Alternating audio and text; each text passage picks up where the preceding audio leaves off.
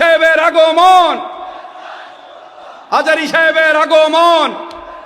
প্রিয় ভাইরা, আপনারা জানেন যে আমি প্রতি বিভাগে একবার করে সফর করছি। তো সেই সুবাদে রংপুর বিভাগের প্রোগ্রামটা আমি লালমনিরহাটে দিয়েছি এবং আমি আশ্বস্ত হয়েছিলাম যে লালমনিরহাটের প্রোগ্রাম খুবই গুছালো হবে, সুষ্ঠু হবে, শান্ত হবে। সেটার নমুনা আলামত আমি দেখতে পাচ্ছি, আলহামদুলিল্লাহ। সবাই খুবই সুশৃঙ্খল, লক্ষ লক্ষ তাওহীদি জনতা, পেছনে অনেকে জায়গা পায় নাই কিন্তু কোনো আওয়াজ নাই, সবাই দাঁড়িয়ে আছে। এলইডি স্ক্রিন আছে, আপনারা স্ক্রিনে দেখতে পাচ্ছেন, আলহামদুলিল্লাহ। আমি সবাইকে দেখতে পাচ্ছি, মাশাআল্লাহ মাশাআল্লাহ। শান্ত হয়ে আপনারা বসুন, অল্প কিছু সময় কথা বলার সুযোগ আমি পাবো। যেহেতু আমি হেলিকপ্টারে করে এসেছি, হেলিকপ্টারগুলোর আবার একটা পলিসি আছে, সানসেটের আগে, সূর্য ডোবার আগে তাদেরকে এয়ারপোর্টে আবার ল্যান্ড করতে হয়। তো এখানে 3:30টার মধ্যে আমাকে উঠে যেতে হবে। আমি যদি বারবার আপনাদেরকে থামাতে থাকি, শান্ত হতে বলি এবং এগুলোতেই যদি আমরা সময় নষ্ট করে ফেলি, তাহলে এই যে বিশাল মহাসমাবেশ, বিশাল আয়োজন, যেখানে 2-4টা আমি বার্তা দিতে চাই, এগুলো ব্যাহত হবে। লালমনিরহাটের ছেলেরা খুব ভদ্র, শান্তশিষ্ট। আসার পর থেকে আমাকে রিসিভ করা থেকে শুরু করে স্টেজে আনা থেকে শুরু করে, এবং আলহামদুলিল্লাহ তরুণ জেনজি শ্রোতাদেরকে আমি দেখতে পাচ্ছি, তারা খুবই কোঅপারেটিভ। সহযোগিতা করার, কোঅপারেট করার, অ্যাসিস্ট করার মানসিকতা আমার ভাইদের আছে, আলহামদুলিল্লাহ আলহামদুলিল্লাহ। আমি চাইবো আমরা একটু নীরব নিস্তব্ধ পরিবেশ তৈরি করার একটু চেষ্টা করব। প্রচণ্ড রোদ, আপনাদের যেমন কষ্ট হচ্ছে আমারও কষ্ট হচ্ছে। ওনারা বলেছিল স্টেজকে সরাবে, উপরে পর্দা দিবে। আমি বললাম দরকার নাই, যেই পরিস্থিতিতে আছি আমরা বসি, শান্ত হইতে হবে। এখানে আমি শান্ত হইতে বলবো, ভলান্টিয়ার্সরা মাইক নিয়ে শান্ত হইতে বলবে, আমাদের সম্মানিত উপস্থাপক উনি শান্ত হইতে বলবে। এগুলোর অপেক্ষায় না থেকে নিজ দায়িত্বে আমরা সবাই শান্ত থাকি, যাতে লালমনিরহাটের এই প্রোগ্রাম একটা ইতিহাস হয়ে থাকে বাংলাদেশে, ঠিক কিনা বলেন? যখন আমি সময় দিব, শাউট করতে বলবো, নয়েজ করতে বলবো, তখন নয়েজ করতে হবে আওয়াজ করে। আর যখন কথা বলবো তখন একেবারে চুপ থাকতে হবে, একেবারে চুপ। মাশাআল্লাহ, হ্যাঁ ঠিক আছে, একেবারে চুপচাপ থাকতে হবে। ধুলা উড়ানো যাবে না, সামনে আগানো যাবে না। নিজের সুবিধা নিরাপত্তা বুঝতে হবে। এটা কোনো রাজনৈতিক সমাবেশ না, এখানে লাফালাফি, চিৎকার চেঁচামেচি, হাত দেখানোর দরকার নাই। হাত দেখানোর পর্ব শেষ। এখানেও ঠান্ডা হয়ে গেছে, মাশাআল্লাহ, হ্যাঁ মাশাআল্লাহ। আমাদের ভলান্টিয়ার্স ভাইরা, আমাদের স্বেচ্ছাসেবক ভাইরা, আইন শৃঙ্খলা রক্ষাকারী ভাইরা অনেক চেষ্টা করতেছে, মাশাআল্লাহ, very good. I am very happy to C this scenario, মাশাআল্লাহ, আলহামদুলিল্লাহ। আমি একটু দেখতে চাই যে রংপুর বিভাগের কে কোন জেলা থেকে আপনারা এসছেন। কুড়িগ্রাম থেকে কারা এসছেন দেখি, কুড়িগ্রাম, মাশাআল্লাহ মাশাআল্লাহ। আচ্ছা, গাইবান্ধা জেলার কে আসছেন? গাইবান্ধা, হ্যাঁ মাশাআল্লাহ। ঠাকুরগাঁও অনেকে আসছেন। দিনাজপুর জেলা থেকে, মাশাআল্লাহ। নীলফামারী, ঠিক আছে, ফি আমানিল্লাহ। পঞ্চগড় অনেক আসছে। রংপুর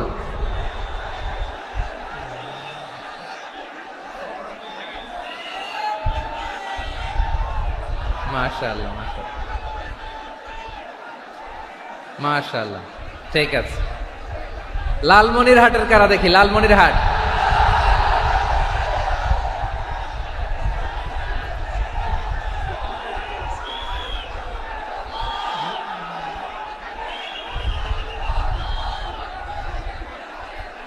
মাশাআল্লাহ মাশাআল্লাহ মাশাআল্লাহ।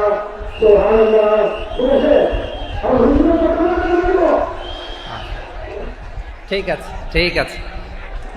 আচ্ছা, এই রংপুর বিভাগের বাইরে থেকে অন্য জেলার কারা কারা আসছেন দেখি, তাও আছে অনেকে, মাশাআল্লাহ, ঠিক আছে। আজকের প্রোগ্রামে উপস্থিত আছেন প্রধান অতিথি হিসেবে অধ্যক্ষ আসাদুল হাবিব দুলু ভাই, সাংগঠনিক সম্পাদক বিএনপি, জাতীয় নির্বাহী কমিটির সভাপতি, জেলা বিএনপি লালমনিরহাট। বিশেষ অতিথি হিসেবে আমাদের অনেক ভাইরা এসছেন, সবাইকে শুকরিয়া জানাই। সভাপতিত্ব করছেন জনাব আব্দুল হাকিম। আইন শৃঙ্খলা বাহিনী, প্রশাসন, ভলান্টিয়ার্স, শুনেছি আমি প্রায় 5,000 ভলান্টিয়ার্স আপনারা নিয়োগ দিয়েছেন। আলহামদুলিল্লাহ, আলহামদুলিল্লাহ। অনেক গোছালো প্রোগ্রাম। আমার প্রাণ ঢালা ভালোবাসা জানবেন, আমার হৃদয়ের গহীন থেকে ভালোবাসা নিবেন, শুভেচ্ছা জানবেন সবাই। ঠিক আছে, ঠিক আছে। প্রিয় ভাইরা, আমরা আর কাল বিলম্ব না করে মূল আলোচনায় চলে যেতে চাই। আজকে যে টপিকের উপর আমি কথা বলবো, টপিকটা হচ্ছে peaceful coexistence and communal harmony, শান্তিপূর্ণ সহাবস্থান এবং সাম্প্রদায়িক সম্প্রীতি। আমাদের বাংলাদেশে সাম্প্রদায়িক সম্প্রীতি আছে না নাই? আবহমান কাল থেকে আমরা মুসলিম, হিন্দু, বৌদ্ধ, খ্রিস্টান, পাহাড়ি, নৃগোষ্ঠী মিলেমিশে একাকার, আমরা সবাই মিলে বাংলাদেশ। আওয়াজ করে বলেন ঠিক কিনা? আমাদের পারস্পরিক সম্প্রীতি, ভালোবাসা, সৌহার্দ্যপূর্ণ আচরণ, বোঝাপড়া, এটা বেশ মজবুত, বেশ মজবুত। তবে মাঝে মাঝে আমাদের এই সম্প্রীতির ভেতরে অনেকে ফাটল ধরাতে চায়। আমরা যে সুখে আছি, শান্তিতে আছি, এটা অনেকের ভালো লাগে না, ঠিক কিনা বলেন? আমাদের মধ্যে সাম্প্রদায়িক সম্প্রীতি, সৌহার্দ্যপূর্ণ আচরণ, ভালোবাসা, এটা আবহমান কাল ধরে আছে। তার প্রমাণ, আমরা তাফসিরুল মাহফিলের আয়োজন করলে আমাদের হিন্দু ভাইরা ডিস্টার্ব করে না, ঠিক কিনা? এবং আমি যদি বলি হাত তোলেন, হিন্দু ধর্মের কারা কারা এসেছেন, কত শত কত হাজার যে হাত উঠবে, আপনি অবাক হয়ে যাবেন। আমি চাচ্ছি না হাত উঠাতে। খুলনাতে সর্বশেষ যে আমি প্রোগ্রাম করে গেলাম, সেখানে কয়েকশ হিন্দু ভাই আসছে আমাদের আলোচনা শুনতে, আলহামদুলিল্লাহ। অনেক বৌদ্ধরা আসে, অনেক খ্রিস্টানরা আসে। এবার সফরেও অনেক হিন্দু ভাইরা আমার সাথে দেখা করেছে। তারা বলেছে, হুজুর আমরা আপনার আলোচনা শুনি। আলহামদুলিল্লাহ বলেন। So it's our responsibility to present our religion to our non-Muslim brothers and sisters. আমাদের অমুসলিম ভাই বোনদের কাছে ইসলামের সৌন্দর্য তুলে ধরা, এটা আমাদের দায়িত্ব। We all are the ambassador of Islam. আমরা প্রত্যেকে দায়িত্বশীল, আমরা প্রত্যেকে এক একজন ইসলামের অ্যাম্বাসেডর। আলহামদুলিল্লাহ বলেন।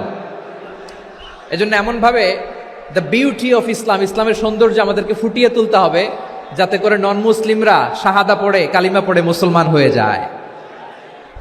অনেক নন মুসলিম ভাই বোন আমাদের হাতে শাহাদা পড়ে, কালিমা পড়ে মুসলমান হয়েছে, অনেক। সো আমরা যেন ইসলামের বিউটিটাকে তুলে ধরতে পারি, এবং এই যে সম্প্রীতি, এটাকে যেন আমরা অটুট রাখতে পারি। আদতে আদতে বাংলাদেশের ইতিহাস বলে আমাদের দেশে কোনো দাঙ্গা নাই, আছে? লালমনিরহাটের ভাইয়েরা আওয়াজ করে বলেন, আমাদের দেশে হিন্দু মুসলিম দাঙ্গা আছে? আমরা ভাই ভাই, আওয়াজ করে বলুন তো, আমরা কি ভাই ভাই? কিন্তু কিছু দুষ্ট লোক আছে, তারা আমাদের সম্পর্কের মধ্যে ফাটল ধরাতে চায়, ঠিক কিনা বলেন? মাঝে মাঝে ঝগড়া লাগাতে চায়। দেখবেন পত্রপত্রিকায় দেখা যায় বিভিন্ন ধর্মীয় উপাসনালয়গুলোতে হামলা চালানো হয়। এগুলো রাজনৈতিক উদ্দেশ্য প্রণোদিত, এগুলোর সাথে ইসলামের কোনো সম্পর্ক নাই। এজন্য এই দুর্বৃত্তদের ব্যাপারে আমাদের সাবধান থাকতে হবে। আমরা সবসময় যেমনি ঐক্যবদ্ধ, ইউনাইটেড, আমরা যদি এরকম ইউনাইটেড থাকি, এই সমস্ত দুর্বৃত্তদের কালো হাত ভেঙে দিতে আমাদের 1 ঘন্টাও লাগবে না। চিল্লায় বলো ঠিক কিনা? আমরা সংঘবদ্ধ থাকবো। এই যে আমাদের পিসফুল কোএক্সিস্টেন্স, শান্তিপূর্ণ সহাবস্থান। হিন্দুরা পূজা করে, যেদিন হিন্দুদের পূজা অনুষ্ঠান, আমরা ওই দিন তাফসির মাহফিল করি না, ঠিক কিনা বলেন? যেদিন আমাদের তাফসিরুল কোরআনের প্রোগ্রাম, ওই দিন আমাদের হিন্দু ভাইরা ডিস্টার্ব করে না। সুবহানাল্লাহ। হিন্দুদের পূজা অনুষ্ঠানে মাদ্রাসার ছাত্র যে পাহারা দেয়, গোটা বিশ্বে এরকম দৃষ্টান্ত, নজির বিরল, ঠিক কিনা বলেন? আইন শৃঙ্খলা বাহিনীর পাশাপাশি মাদ্রাসার ছাত্ররা যে সেখানে পাহারা দেয়, গোটা পৃথিবীতে এই দৃষ্টান্ত আপনি পাবেন। মাদ্রাসার ছাত্ররা, তারা তো কোরআনের ধারক, তারা হাদিসের ধারক, তারা কেন মন্দির পাহারা দিবে? এই সম্প্রীতিকে ধরে রাখার জন্য, এই সৌহার্দ্যকে ধরে রাখার জন্য, আমাদের পারস্পরিক ভালোবাসাকে অটুট রাখার জন্য। আওয়াজ করে বলতে হবে ঠিক কিনা? এখন বলেন, আমাদের এই ভালোবাসা অটুট থাক, আমরা চাই কি চাই না? আমরা হিন্দু মুসলিম মিলেমিশে শান্তিপূর্ণ সহাবস্থান, সাম্প্রদায়িক সম্প্রীতি, লালমনিরহাটের ভাইয়ের আওয়াজ করে বলুন, এই সাম্প্রদায়িক সম্প্রীতি আমরা চাই কি চাই না? আল্লাহ এই দেশকে তুমি বরকতময় করো, বাংলাদেশকে তুমি শান্তিময় করো। আওয়াজ করে সবাই বলেন আমিন। এই জায়গাটাতে সামান্য একটু আওয়াজ হচ্ছিল, এটাও থেমে গেছে, আলহামদুলিল্লাহ আলহামদুলিল্লাহ। এখন একেবারে everything is in my control, মাশাআল্লাহ। ঠিক আছে, আমি মূল আলোচনায় যাই। প্রিয় ভাইরা, আমি বলেছিলাম আমার আলোচনার বিষয় হচ্ছে শান্তিপূর্ণ সহাবস্থান, সাম্প্রদায়িক সম্প্রীতি। আমরা দেখব ইসলাম আমাদেরকে কি কি দিক নির্দেশনা দেয়। শান্ত হইতে হবে, খরগোশের কানের মতো কান দুটো আমার দিকে করে রাখেন। আমি এখনো উঠে যাব, হাত নাড়ায় লাভ নাই, আমি উঠে যাব। তাকায় থাকো আর কান খাড়া, আওয়াজ হবে না। হ্যাঁ, মাশাআল্লাহ মাশাআল্লাহ, ঠিক আছে। আমরা দেখবো যে রাসূল সাল্লাল্লাহু আলাইহি ওয়াসাল্লাম এই পিসফুল কোএক্সিস্টেন্সের জন্য আমাদের কি শিখিয়েছেন, কি কি গাইডলাইন দিয়েছেন। আমরা 1, 2, 3, 4 করে এগুলো আপনাদের সাথে শেয়ার করব। আমি আপনাদের খেদমতে সূরাতুল আনআমের 108 নম্বর আয়াত তেলাওয়াত করেছি।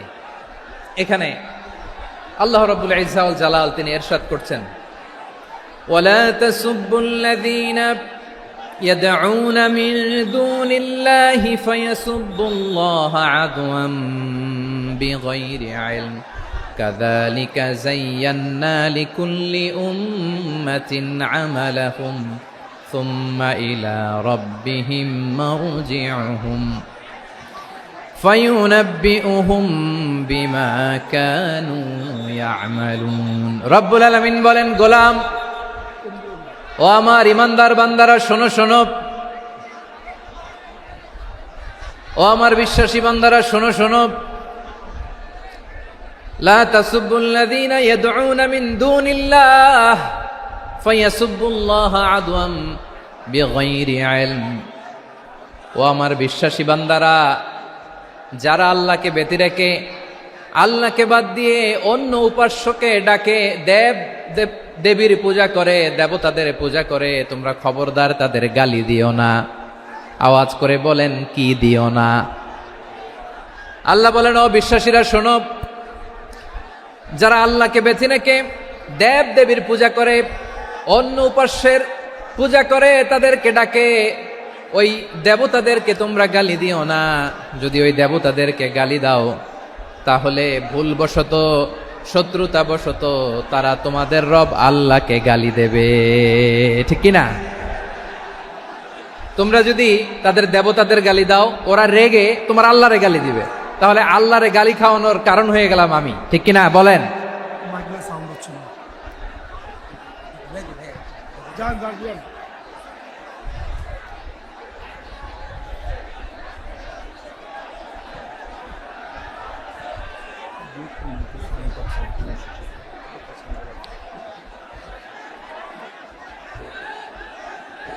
সম্মানিত ভাইয়েরা, এত বিশাল প্রোগ্রাম, মাইকের একটা সেটআপ থাকে, তারগুলো অনেক সময় নড়ে যায়, ধাক্কা ধাক্কিতে ডিসপ্লেস হয়, একটু ঝামেলা হবে।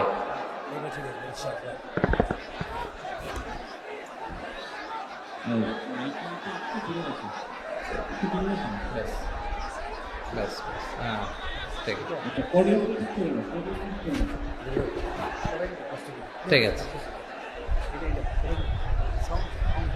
একটু একটু সমস্যা হবে মাঝে মাঝে।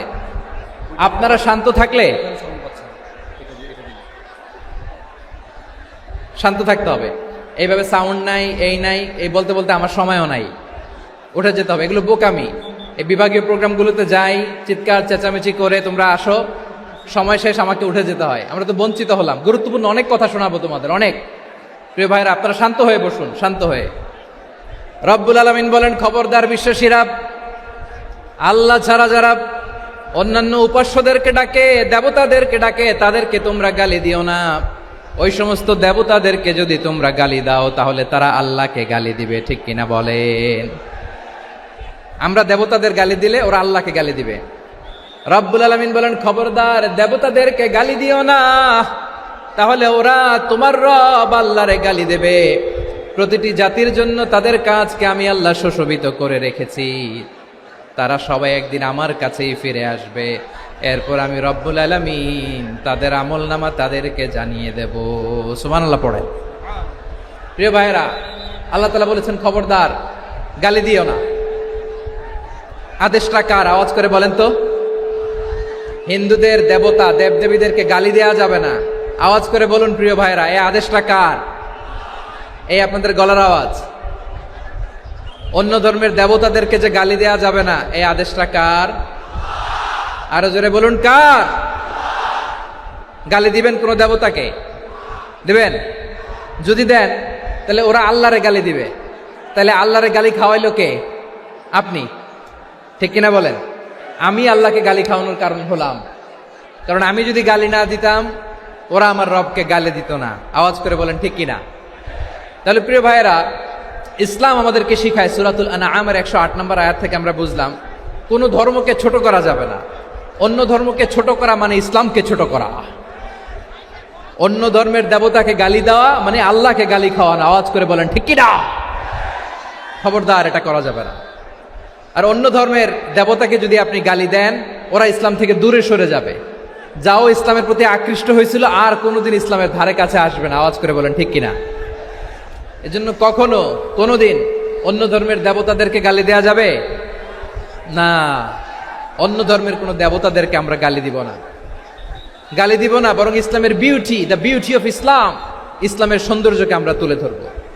আমরা যদি বিশ্বনবী সাল্লাল্লাহু আলাইহি ওয়াসাল্লামের জীবনের দিকে তাকাই, তাহলে আমি দেখব বিষ্ণু ইসলাম মক্কাতে কিংবা মদিনাতে অন্য ধর্মের লোকদের সাথে খুব পিসফুলি লাইফ লিড করেছেন। হোক মুশরিক, হোক খ্রিস্টান, হোক ইহুদি, বিশ্বনবী সবার সাথে মিলেমিশে ছিলেন। আলহামদুলিল্লাহ বলেন। ইসলাম হচ্ছে পিসফুল রিলিজিয়ান। অন্য ধর্মের প্রতি সহনশীলতার সবক ইসলাম আমাদেরকে দেয়। কিন্তু প্রতিটি মুসলিমের এটা মনে রাখতে হবে, আল্লাহর কাছে পছন্দনীয় গ্রহণযোগ্য ধর্ম জীবনাদর্শ একটি, সেটা হচ্ছে ইসলাম। আওয়াজ করে বলেন সেটা কি? লালমনিরহাটের ভাইয়েরা আওয়াজ করে বলুন, আল্লাহর কাছে মনোনীত ধর্ম একটি, সেটা কি? এজন্য রব্বুল আলামিন বলেন, ইন্নাদ-দীনা ইনদাল্লাহিল ইসলাম। আল্লাহর কাছে মনোনীত গ্রহণযোগ্য অ্যাকসেপ্টেড ধর্ম মতাদর্শ একটা, সেটা হলো ইসলাম। ইসলাম ছাড়া অন্য কোনো ধর্ম যদি কেউ তালাশ করে, তার ওই ধর্ম আল্লাহ গ্রহণ করবে না। ওমাইয়াবতাগি গায়রাল ইসলামি দীনান ফালাই ইউকবালা মিন ওয়া হুয়া ফিল আখিরাতি মিনাল খাসিরিন।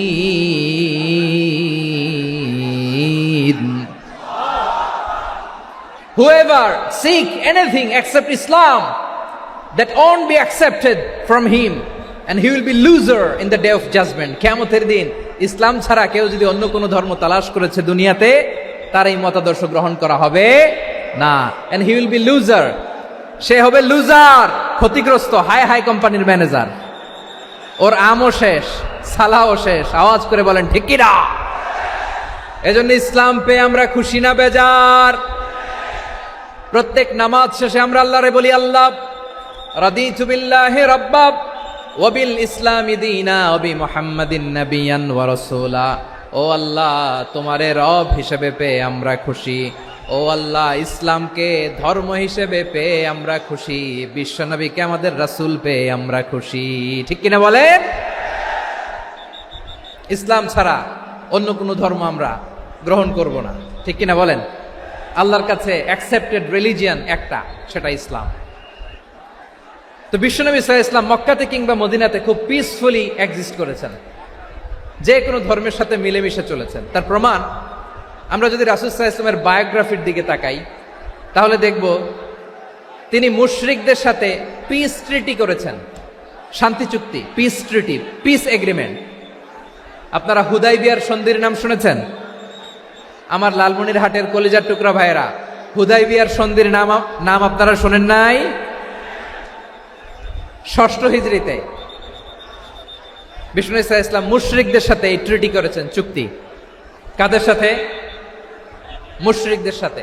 আমরা তো মুসলমান বসতে পারি না। আমরা দুই মুসলিম ভাই একসাথে বসে চা খেতে পারি না, গল্প করতে পারি না। বিষ্ণু ইসলাম মুশরিকদের সাথে ট্রিটি করেছেন, হুদাইবিয়ার সন্ধি। এই সন্ধির আগে মক্কা থেকে কেউ মদিনায় যেতে পারে না, মদিনা থেকে কেউ মক্কায় যেতে পারে না। কিন্তু এই সন্ধির পরে ট্রাফিক স্বাভাবিক হয়ে গেল। মক্কার লোকেরা মদিনায় আসতে পারে, মদিনার লোকেরা মক্কায় আসতে পারে। এটাকে বলে সুলহে Hudaibiya, the peace agreement of Hudaibiya, শান্তি চুক্তি। আমরা পৃথিবীতে এখন অনেক শান্তি চুক্তির নাম শুনি, এগুলো সব the piece treaty of Hudaibiya থেকে কপি করা। আল্লাহু আকবার। তাহলে বিশ্বনবী সাল্লাল্লাহু আলাইহি সাল্লাম তিনি যে শান্তিপূর্ণ সহাবস্থানে বিশ্বাসী ছিলেন, মুসলমানেরা যে অন্য ধর্মের প্রতি সহনশীল তার প্রমাণ হচ্ছে এই পিস ট্রিটি। শুধু তাই নয়, মাইকের সাউন্ডটা একটু বাড়াই দিতে হবে, খুব দুর্বল, একটু মজবুত করতে হবে, আর একটু ক্লিন করতে হবে, আর সবগুলা জায়গায় সাউন্ড যাচ্ছে কিনা একটু ক্রস চেক করতে হবে। হ্যাঁ, পাবেন পাবেন, দিচ্ছে mic operator, he is trying his level best, দিচ্ছে। মাইক অপারেটর যিনি আছেন, প্রতিটি জায়গায় প্রতিটি সাউন্ড বক্সে যেন আওয়াজ পাওয়া যায়, একটু ক্রস চেক করেন, সাউন্ডটাকে একটু স্ট্রং করে দেন। হ্যাঁ, ঠিক আছে, মাশাআল্লাহ। এদিকে তাকান, এদিকে। মক্কার পার্ট গেল, পিস এগ্রিমেন্ট করলেন, শান্তি চুক্তি। বিষ্ণু ইসলাম মদিনায় যে কি করলেন? মদিনায় যে বিষ্ণু ইসলাম মদিনা চার্টার করলেন, মদিনা সনদ, সাহিফাতুল মদিনা, এটার বলে মদিনা চার্টার। যে ওয়েস্টে, ইউরোপে, আমেরিকাতে তারা অনেক চার্টার করে, এই সব চার্টার মদিনা চার্টার থেকে কপি করা। আওয়াজ করে পড়েন সুবহানাল্লাহ। বিষ্ণু ইসলাম মদিনায় গেলেন, মদিনাতে মুসলিম, মুশরিক, ইয়াহুদি, এই তিন ধর্মের লোক মিলে সব স্টেক হোল্ডার যারা আছে সবাইকে নিয়ে বিষ্ণু ইসলাম মদিনা চার্টার করলেন, মদিনা সনদ, পড়েন সুবহানাল্লাহ। শুধু তাই নয়, মক্কাতে বিশ্বনবী পিস এগ্রিমেন্ট করলেন, শান্তি চুক্তি মুশরিকদের সাথে। মদিনাতে যে বিশ্বনবী মদিনা চার্টার করলেন, মদিনা সনদ করলেন ইহুদিদের সাথে। আবার মদিনাতে বিশ্বনবী ইহুদিদের সাথে পিস ডায়ালগ করলেন, ইন্টারফেথ ডায়ালগ করলেন, আন্তধর্মীয় সংলাপ করলেন, যেই সংলাপের মূল ভিত্তি ছিল তাওহীদ। মূল ভিত্তি ছিল কি? তাওহীদ। বিশ্বনবী ইহুদিদেরকে ডাকলেন, আহ্বান করলেন, কুল ইয়া আহলাল কিতাবি তাআলাউ ইলা কালিমাতিন সাওয়াইন বাইনানা ওয়া বাইনাকুম আল্লা না'বুদা ইল্লাল্লাহ ওয়া লা নুশরিকা বিহি শাইআন ওয়া লা ইয়াত্তাখিযা বা'দুনা বা'দান আরবাবাম মিন দুনিল্লাহ فإن تولوا فقولوا اشهدوا بأننا مسلمون। সুবহানাল্লাহ পড়েন। বিশ্বনবী মদিনার ইহুদিদের ডেকে বললেন, ও ইহুদিরা, শোনো শোনো, আসো এমন একটা আদর্শের প্রশ্নে আমরা একত্রিত হই, যে আদর্শের প্রচার তোমাদের নবীরাও করেছে, আমিও করি, যে আদর্শের কথা তোমাদের পবিত্র ধর্মগ্রন্থগুলোতে আছে, আমার কোরআনেও আছে, সেটা হলো তাওহীদ।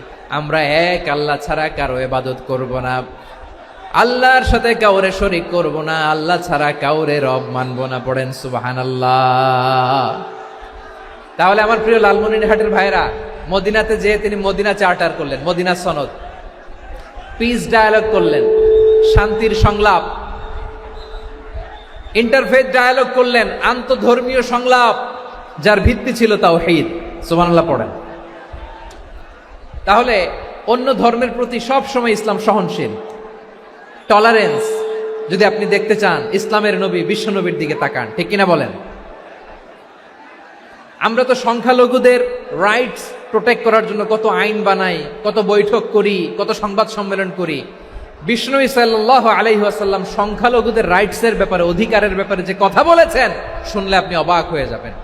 বিশ্বনবী বলেন, আলা মান যালামা মুআহাদান আও ইনতাকাসাহু আও কাল্লাফাহু ফাওকা তাআতিহি আও কাল্লাফাহু ফাওকা তাকাতিহি আও আখাযা মিনহু শাইআন বিগাইরি তিবি নাফসিন ওয়া আনা হাজিজুহু ইয়াউমাল কিয়ামা। খবরদার, জেনে রাখো, কেউ যদি কোনো সংখ্যালঘুর উপরে অত্যাচার করে, কোনো সংখ্যালঘুর প্রাপ্য থেকে যদি কেউ কাউকে ঠকায়, সংখ্যালঘুর উপর যদি কেউ কষ্ট দেয়, কোনো সংখ্যালঘুর সম্পদ যদি কেউ জোর করে কেড়ে নেয়, আমি কিয়ামতের দিন বিশ্বনবী ওই সংখ্যালঘুর পক্ষে আর ওই মুসলমানদের বিপক্ষে বাদী হয়ে দাঁড়াবো।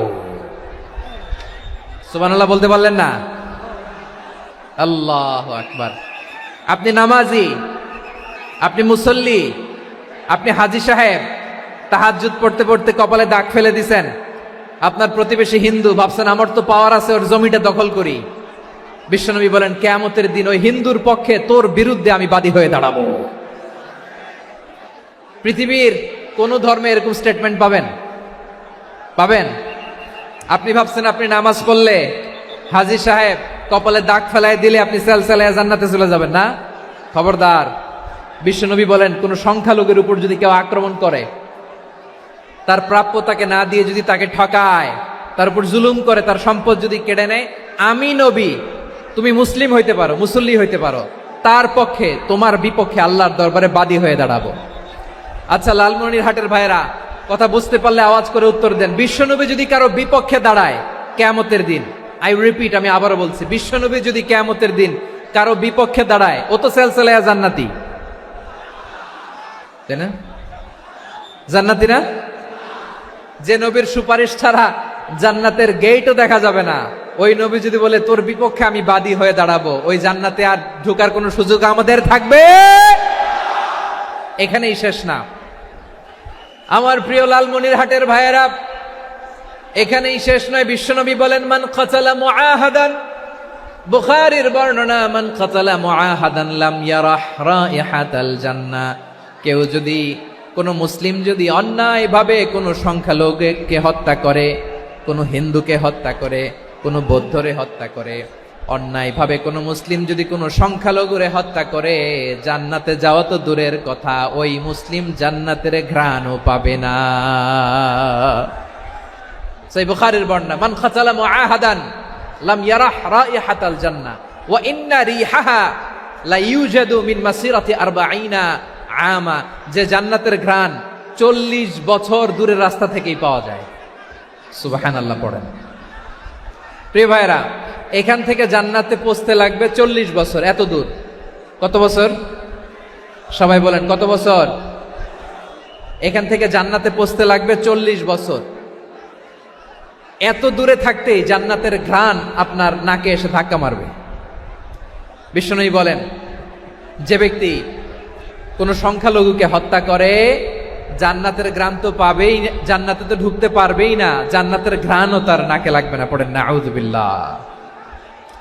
তাহলে সংখ্যালঘুদের ব্যাপারে ইসলামে অধিকার দেয়া আছে না নাই?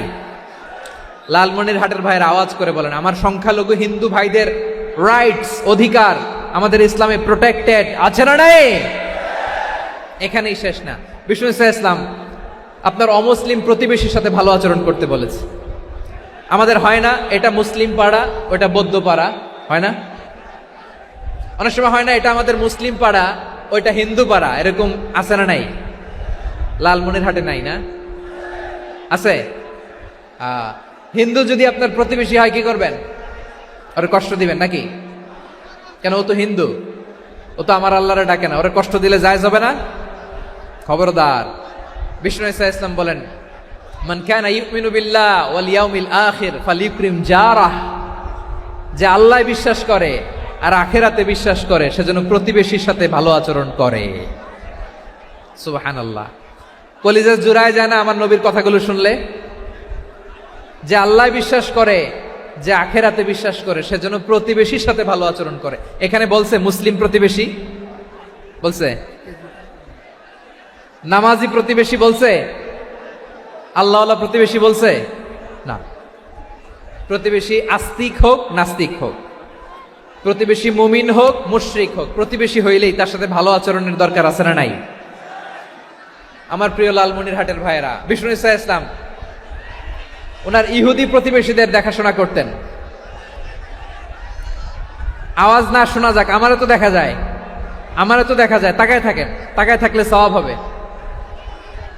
কোরআনের কথা যেখান থেকে হয় এদিকে তাকায় থাকলেই বরকত। তাকায় থাকেন। জি জি, মাইক, আমি তো আর মাইক ঠিক করতে আসি না এদিকে, এই মাইক ঠিক করব, ওই মাইক ঠিক করব, ওদিকে পাইলট বলবে হুজুর চলে আসেন। জি বসুন, বসুন, মাশাআল্লাহ। হ্যাঁ, খুব শান্ত, ঠিক আছে। পুলিশ ভাইরা না খেয়ে দিনরাত আপনারা যাতে সুশৃঙ্খল একটা প্রোগ্রাম উপহার পান, এটাই চেষ্টা করতেছে। আপনাদেরকে কষ্ট দিতে আসে নাই, একটু একটু সহযোগিতা করেন। জি মাশাআল্লাহ, হ্যাঁ ঠিক আছে। আমার প্রিয় ভাইরা, প্রতিবেশী আস্তিক হোক নাস্তিক হোক, মুসলিম হোক হিন্দু হোক, তার সাথে ভালো আচরণ করতে হবে। বিষ্ণু ইসা ইসলাম ওনার ইহুদি প্রতিবেশীর বাসায় যেতেন। কোন প্রতিবেশী? ইহুদি। আওয়াজ করে বলেন, কোন প্রতিবেশী? ইহুদি।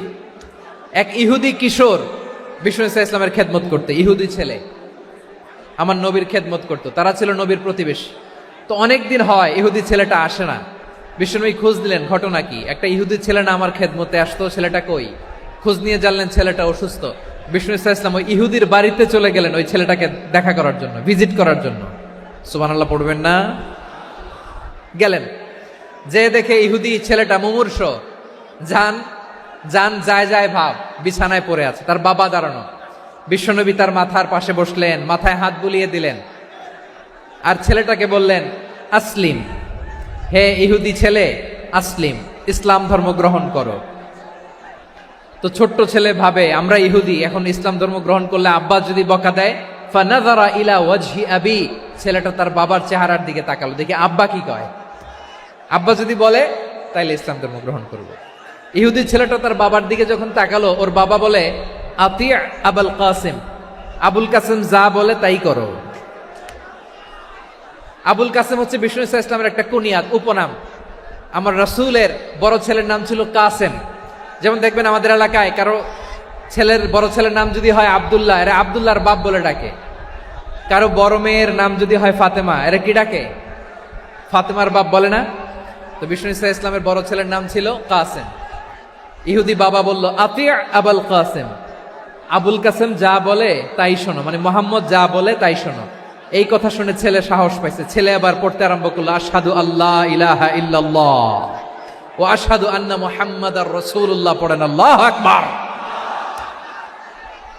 বিশ্বনবীর আহ্বান শুনে ওই আহ্বানে সাড়া দিয়ে ইহুদি ছেলে শাহাদা পড়ে মুসলমান হয়ে গেল।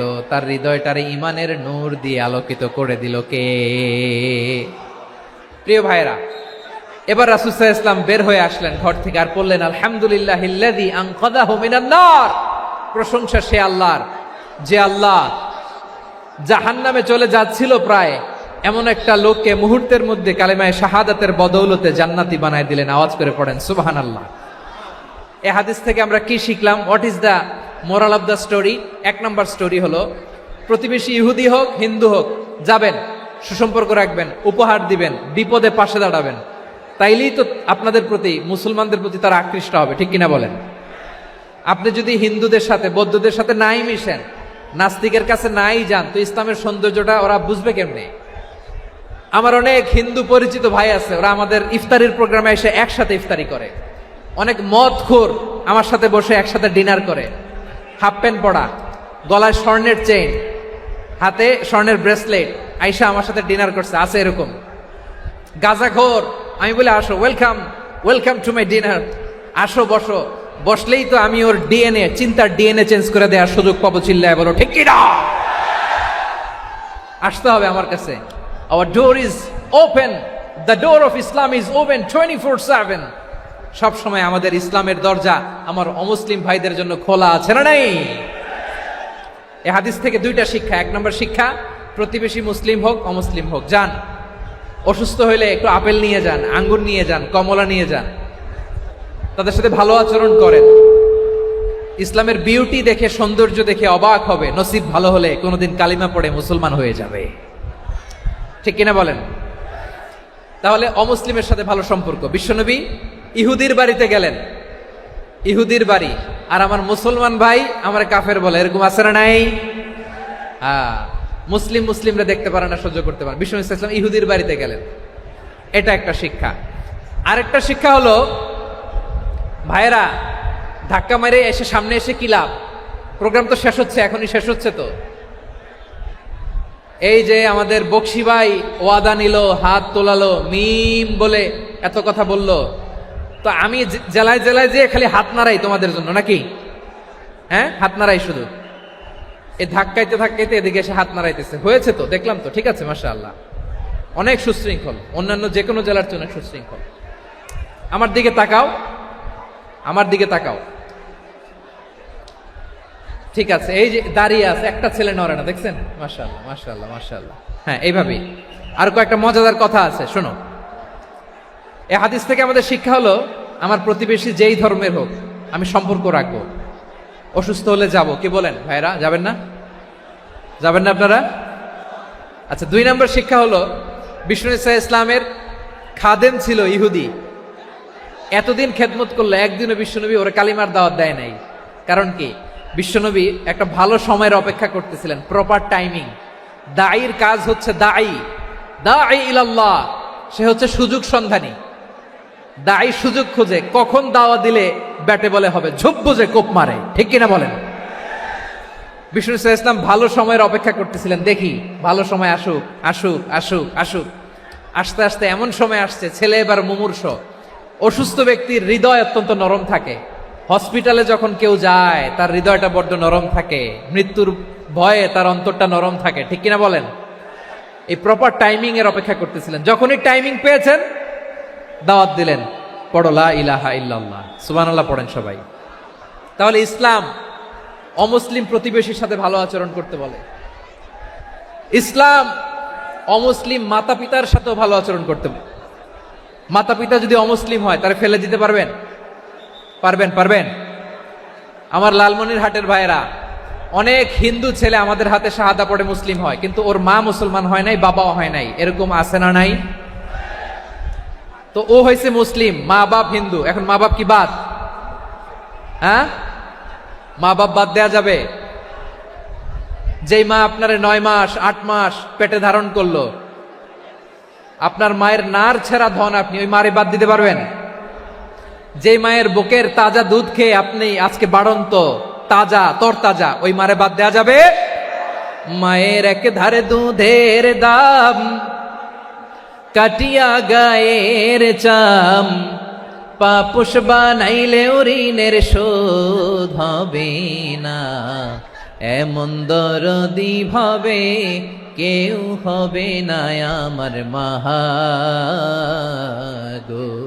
মায়ের এক ধারে দুধের দাম, কাটিয়া গায়ের চাম, পাপুষ বানাইলে ঋণের শোধ হবে না। এমন দরদি ভাবে কেউ হবে না আমার মাগো, ঠিক কিনা? মাকে তো বাদ দেয়া যায় না। وَقَضَى رَبُّكَ أَلَّا تَعْبُدُوا إِلَّا إِيَّاهُ وَبِالْوَالِدَيْنِ إِحْسَانًا। আল্লাহ বলে, অবধারিত 2টা ভার্ডিক্ট তোমাদের জন্য, এক আল্লাহর ইবাদত করবা আর মা বাবার প্রতি ইহসান করবা। আদেশটা কার? মা বাবার প্রতি ইহসান করতে হবে। আমার মা হিন্দু হোক, ভালো আচরণ করতে হবে, বৌদ্ধ হোক, ভালো আচরণ করতে হবে। আমার যে সমস্ত হিন্দু ভাইয়েরা মুসলিম হয়েছে, তোমাদের মা বাবা এখনো মুসলমান হয় নাই, তাদের সাথে ভালো আচরণ করতে হবে। আপনাদের খেদমত নিজে করতে হবে, অথবা খেদমতের ব্যবস্থা করাই দিতে হবে। মান্থলি যে খরচ লাগে এটা দিতে হবে। আরে তুমি এখন মুসলিম, তোমার মা বাবা হিন্দু, এখনই তো সুযোগ ইসলামের সৌন্দর্য দেখানো। এখন মা বাবা যদি দেখে, আরে এটা হিন্দু থাকতে তো বদমাইশ ছিল, বেয়াদব ছিল, কি এমন ধর্ম সে গ্রহণ করলো যেটা গ্রহণের সাথে সাথে সে পাল্টে গেল? কি এমন ধর্ম সে গ্রহণ করেছে যেটা তার জীবনকে আলোকিত করে দিয়েছে? নসিব ভালো হইলে তারাও কালিমা পড়ে মুসলমান হয়ে যাবে। বিষ্ণু ইসা ইসলামের স্ত্রীর নাম ছিল আয়েশা রাদিয়াল্লাহু তাআলা আনহা, আবু বকর রাদিয়াল্লাহু তাআলা আনহুর মেয়ে। আবু বকর রাদিয়াল্লাহু তাআলা আনহুর আরেক মেয়ের নাম হচ্ছে আসমা। কি নাম? দুজনই আবু বকর রাদিয়াল্লাহু তাআলা আনহুর মেয়ে, আসমা আর আয়েশা। নাম দুইটা কেমন লাগে? আসমা নামটা কেমন লাগে? আয়েশা নামটা কেমন লাগে? সবার ভালো লাগে নাই? নাম দুটো আপনাদের ভালো লাগে? লালমনিরহাটে অনাগত যদি কন্যা সন্তান হয়, যদি মনে চায় আসমা রেখে দিতে পারবেন, যদি মনে চায় আয়েশা রেখে দিয়েন।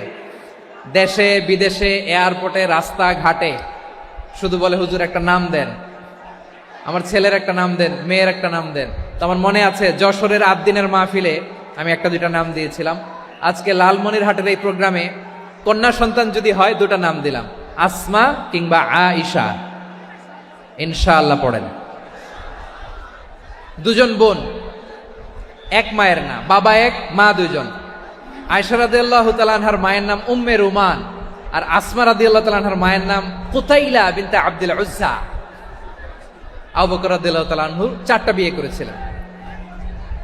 তো একই ঘটনা ঘটেছে এই ফ্যামিলিতে। আসমা ইসলাম ধর্ম গ্রহণ করে মুসলিমা, কিন্তু তার মা কুতাইলা মুশরিকা। আই রিপিট, বোঝার জন্য আমি আবারও বলি, আসমা রাদিয়াল্লাহু তাআলা আনহা মুসলিমা, আর আসমার মা কুতাইলা, আওয়াজ করে বুঝে থাকলে বলেন, আসমার মা মুশরিকা।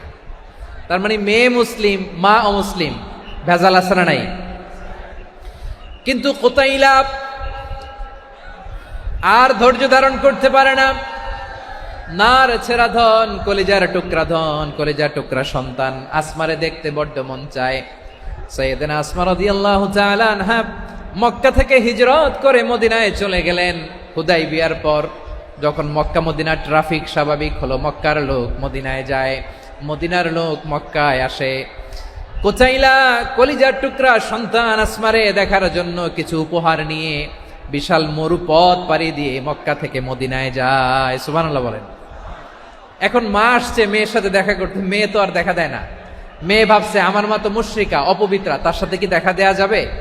বিশ্বনবীর দরবারে চলে গেলেন। সুবহানাল্লাহ বলেন। কি সৌভাগ্যবান ছিল তারা, মাসলা জানার দরকার হলেই নবীর দরবারে চলে যেত। ঘরে বউয়ের সাথে ঝগড়া হলে নবীর দরবারে চলে যেত। অনেক সাহাবী বলে, আমার পেটে ক্ষুধা লাগলো আমি নবীর কাছে চলে যেতাম, কারণ নবীর চেহারার দিকে তাকালেই আমার পেটের ক্ষুধা মিটে যেত।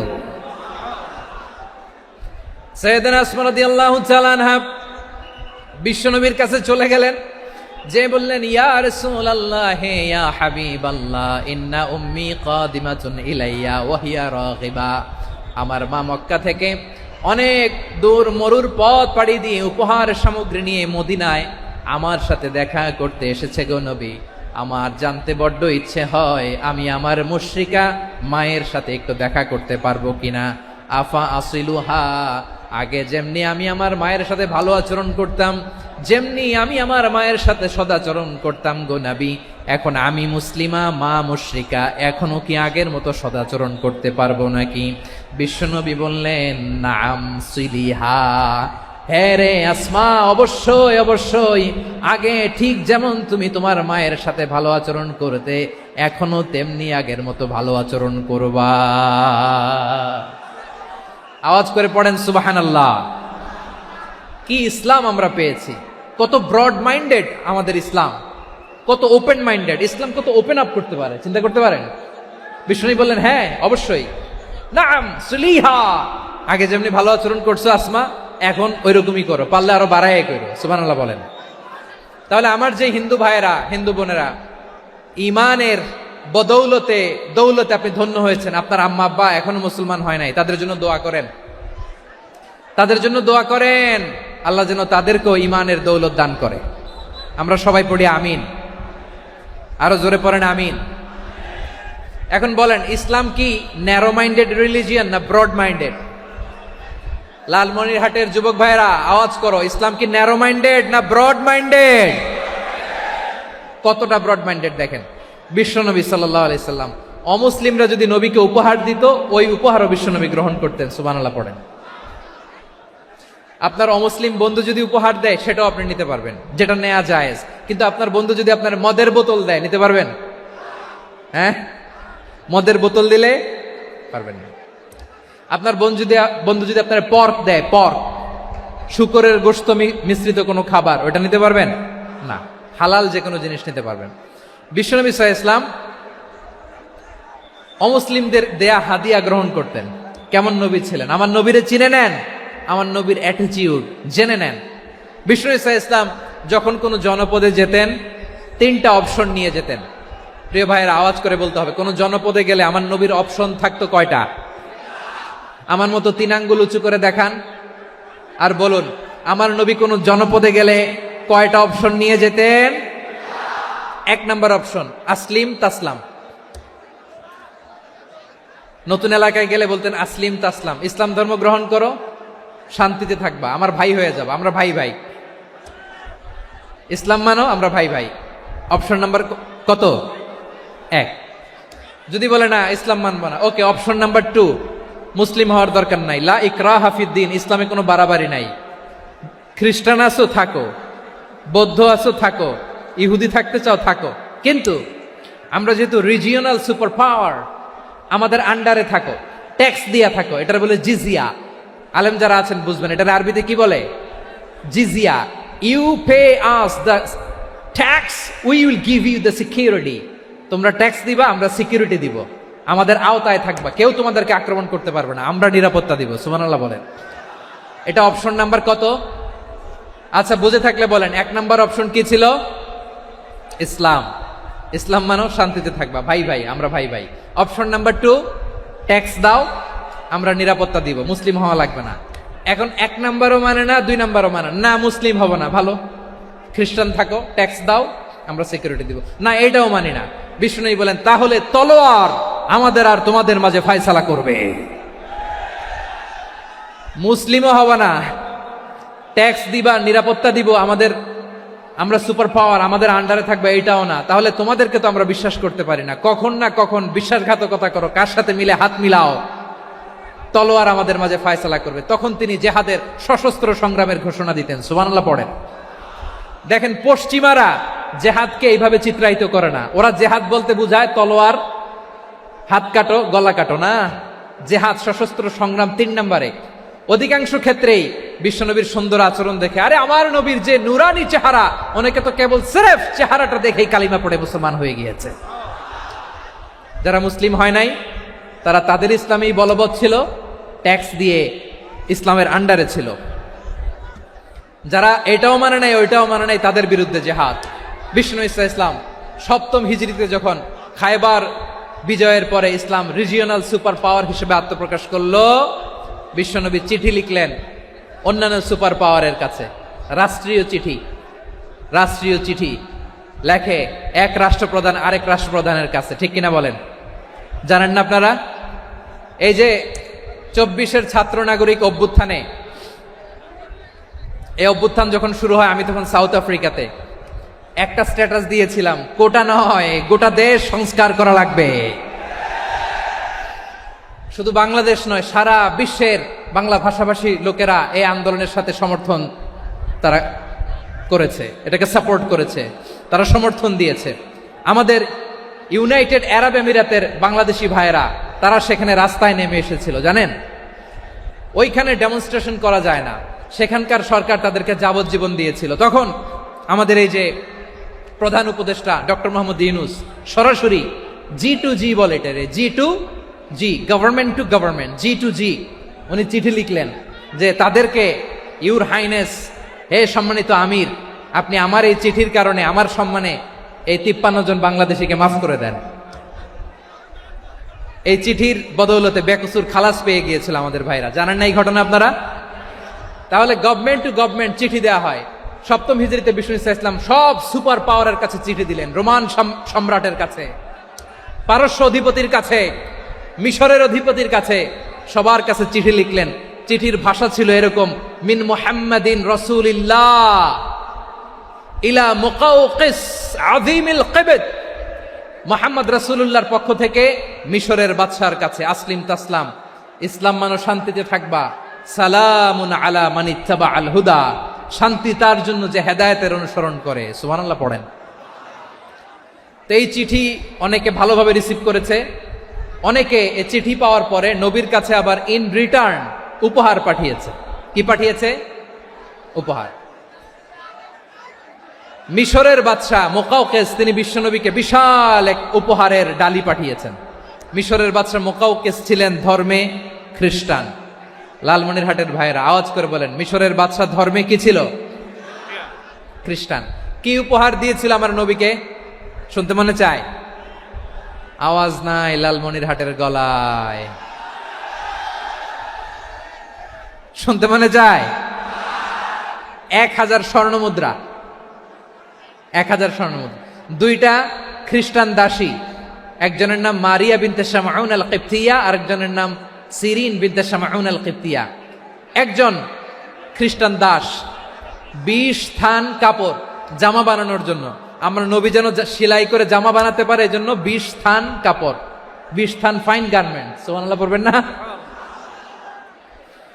এরপরে একটা গাধা যেটার নাম ছিল উফাইর, আর একটা খচ্চর, এটার নাম ছিল দুলদুল।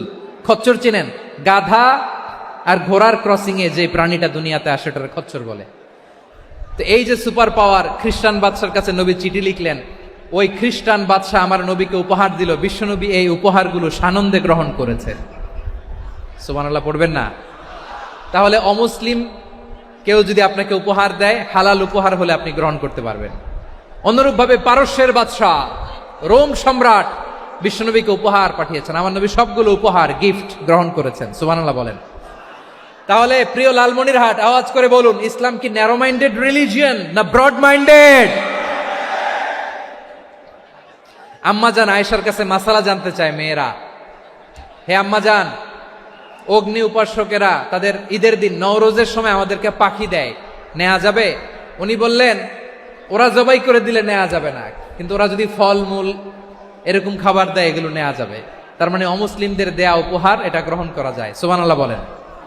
শুধু তাই নয়, বিষ্ণু ঈসা ইসলাম অমুসলিমদের সাথে আর্থিক লেনদেনও করেছেন, ফিনান্সিয়াল ডিলিং করেছেন। অমুসলিমদের সাথে প্রয়োজনে আপনি ফিনান্সিয়াল ডিলিং করতে পারবেন। আমরা প্রায় দেখি বাজারের মিষ্টির দোকানগুলো আমার হিন্দু ভাইদের। লালমনিরহাটে মিষ্টির দোকান, দইয়ের দোকান কারা চালায়? হিন্দুরা চালায় না। তারপরে যে বারবার শপ, চুল কাটে যে নাপিত, অধিকাংশ নাপিতের দোকানে কারা? আমার হিন্দু ভাইরা। তা আপনি চুল কাটতে পারবেন কিনা? পারবেন কিনা বলেন? পারবেন। তার দোকান থেকে দই মিষ্টি কিনতে পারবেন কিনা? হ্যাঁ, আমার মুসলিম ভাইয়ের দোকান থাকলে ওইটারে আমি বেশি প্রায়োরিটি দিব, ঠিক কিনা? কিন্তু যদি তাদের সার্ভিস নিতে চান, প্রোডাক্ট নিতে চান, পারবেন। তার দলিল সহিহ বুখারী, আম্মা জান আয়েশা রাদিয়াল্লাহু তাআলা আনহা বলেন, ইশতারা রাসূলুল্লাহ সাল্লাল্লাহু আলাইহি ওয়াসাল্লাম মিন ইয়াহুদিয়িন তুআমান ওয়া রাহানাহু দিরআহু মিন হাদিদ। রাসূল সাল্লাল্লাহু আলাইহি ওয়াসাল্লাম এক ইহুদির কাছ থেকে, কার কাছ থেকে? সবাই বলে নাই, কার কাছ থেকে? আমার নবী, পেয়ারা নবী এক ইহুদির কাছ থেকে জব কিনেছিল, জব, বার্লি, যেটা দিয়ে রুটি বানায়। ওই জবের দাম দেওয়ার টাকা পয়সা নবীর কাছে ছিল না, ফলে নবী ওনার একটা পোশাককে মর্গেজ রেখেছিলেন, মর্গেজ, বন্ধক, যে এখন এটার দাম দিতে পারবো না, কয়েক কেজি বার্লি নিয়ে যাই আর বন্ধক হিসেবে আমার জামাটা রেখে গেলাম, যেই দিন দাম দিব ওই দিন জামাটা ছুটায় নিয়ে যাব। সুবহানাল্লাহ পড়বেন না? বাকিতে নিছিলেন, বাকিতে। দিরআহু মিন হাদিদ, লোহার তৈরি বর্ম, মানে যুদ্ধের পোশাক, লোহা দিয়ে বানানো। বিশ্বনবী বললেন, কয়েক কেজি জব দাও, টাকাটা পরে দিব, এখন টাকা নাই, বন্ধক হিসেবে, মর্গেজ হিসেবে আমার জামা রেখে গেলাম, যখন টাকা দিব জামা ছুটায় নিব। আওয়াজ করে বলতে হবে সুবহানাল্লাহ। এ থেকে বোঝা গেল অমুসলিমদের সাথে ফিনান্সিয়াল ডিলিং করা যায়, অর্থনৈতিক লেনদেন করা যায়, কেনাবেচা করা যায়, প্রোডাক্ট কেনা যায়। এমনকি আমাদের মসজিদে নববীতে বারান্দায় আপনারা একটা অটোমেটিক ফ্লাইং আমব্রেলা দেখছেন? সূর্য যখন বাড়ে মসজিদে নববীর বারান্দায়, ইয়ার্ডের মধ্যে অটোমেটিক্যালি কিছু আমব্রেলা আছে, সাঁ করে খুলে যায়, আর সূর্যের তাপ লাগে না। আবার সন্ধ্যাবেলায় এই আমব্রেলাগুলো ওরা ক্লোজ করে ফেলে, দেখেন নাই না? দেখছেন? এই মসজিদে নববীকে সর্বোচ্চ উন্নত মানের কনস্ট্রাকশন ইনফ্রাস্ট্রাকচারে ডেভেলপ করার জন্য কর্তৃপক্ষ কিছু অমুসলিম ইঞ্জিনিয়ারের, ডিজাইনারের সহায়তা নিয়েছিল। সুবহানাল্লাহ বলেন।